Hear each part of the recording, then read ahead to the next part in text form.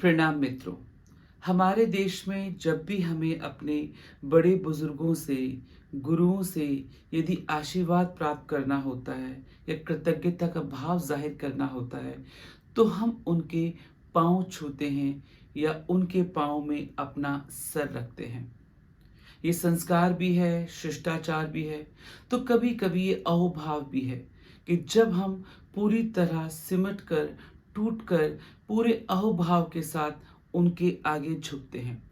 क्या कभी आपने सोचा कि जब भी हम किसी का आशीर्वाद प्राप्त करते हैं या अपने आप को झुकाते हैं, तब हम उसके पाँव को क्यों छूते हैं? या अपने सर को उसके पाँव में ही क्यों रखते हैं? हम उसके घुटनों पे क्यों नहीं रख देते? उसके छाती पे क्यों नहीं रख देते? उसके कंधे पे क्यों नहीं रख देते? एक बात, या हम अपने हाथों से अगर उसके पाँव को ही क्यों छूते हैं, शरीर के किसी और अंग को क्यों नहीं छू लेते? साथ ही साथ जो आशीर्वाद देने वाला है, घर का कोई बड़ा बुजुर्ग हो, कोई प्रिय हो या गुरु हो, वो अपने हाथों से आशीर्वाद क्यों देता है? घुटने से भी दे सकता है, अपने माथे को लगाकर भी दे सकता है, कंधा लगाकर भी दे सकता है।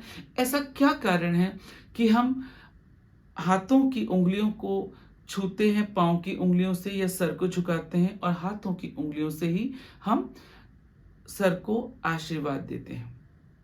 दरअसल हमारी जो उँगलियाँ होती हैं, जो इनकी पॉइंट होती हैं, इनसे हमारी ऊर्जा प्रवाहित होती है। यही कारण है कि जब भी कोई आशीर्वाद देता है, तो हाथों से देता है, क्योंकि हाथों से हमारी एनर्जी रिलीज़ होती है। फिर वो पाँव की उँगलियाँ हों, चाहे हाथों की उँगलियाँ हों। तो यही कारण है कि जब कोई आदमी झुकता है, तो सर को उसके पाँव की उँगलियों में लगाता है और आशीर्वाद देने वाला उसके सर पर अपनी उँगलियाँ यानी अपने हाथ रखता है। एक कनेक्शन पूरा होता है, यानी उसका सर जो हेड है, वो रिसीवर होता है। हमारा जो हेड होता है, वो रिसीव करता है ऊर्जाओं को, तभी जो हमारे गुंबद होते हैं, हमारे जो मंदिर के आकार होते हैं, वो रिसीव करते हैं और जो पॉइंट होती है वो उसको डिसेंट्रलाइज यानी प्रभावित कर देती है।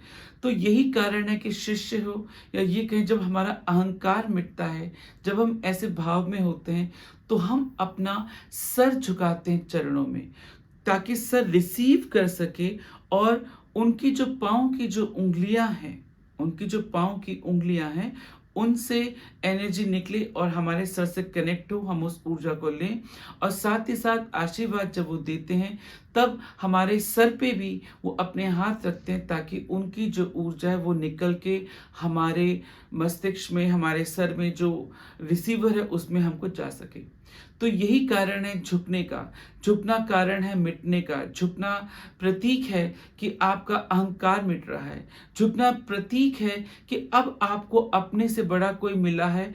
अब आप इसलिए नहीं झुक रहे कि आपको कुछ चाहिए। अब झुकना आपसे सहज हो रहा है, क्योंकि आपको कुछ ऐसा हुआ है कि आप पिघल रहे हैं, सिमट रहे हैं और झुकना स्वतः हो रहा है, करना नहीं पड़ रहा, इसके अलावा कोई उपाय नहीं है। तो ऐसा झुकना ही झुकना श्रेष्ठकर है, ऐसा झुकना ही झुकना माना जाता है और ऐसे ही इंसान को आशीर्वाद प्राप्त होता है, ऊर्जा प्राप्त होती है। तो इसीलिए जब भी आप किसी के समक्ष आप स्वयं को ऐसा महसूस करें कि झुकना स्वतः हो रहा है, आपके पास कोई कारण नहीं है, बस लगता है मैं मिट जाऊं, मैं झुक जाऊं, तो जब भी कोई ऐसा इंसान मिले, तो कभी भी शर्माएं नहीं, नफा नुकसान नहीं सोचें, लोग क्या कहेंगे, कितनी भीड़ उनको छू रही है, नहीं छू रही, ये मत सोचें। और सिमिलरली आपका भाव नहीं उठ रहा, दुनिया कितनी भी लाइन लगा के छू रही है, तो उधर झुककर अपने आप को ऐसा ना करें कि आप भी इसलिए झुके क्योंकि लोग झुकते हैं। आशा है आपको झुकने का और सर झुकाने का तथा आशीर्वाद उंगलियों के माध्यम से देने का महत्व पता चला होगा, उसके भीतर जो विज्ञान है वो समझ में आया होगा। देखने के लिए बहुत बहुत धन्यवाद।